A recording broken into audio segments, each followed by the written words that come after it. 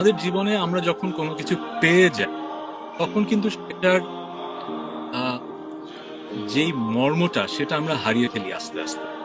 কিন্তু হুম, আমার কাছে মনে হয়েছে when it comes to love or any deep rooted meaning যেটা আপনি চাচ্ছেন আপনার জীবনে, এটা যদি দূর থেকে আপনি অ্যাপ্রিসিয়েট করেন এবং এটা যদি না পান, তাহলে ওই ফিলিংটা সারা জীবন থেকে যায়।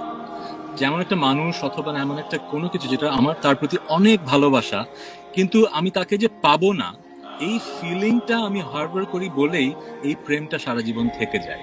কিন্তু আমরা যদি আশেপাশে তাকিয়ে দেখি, আমাদের সবচাইতে পছন্দের প্রিয় জিনিসটাও যদি আমি পেয়ে যাই, তখন কিন্তু আমরা কদর করতে পারি না।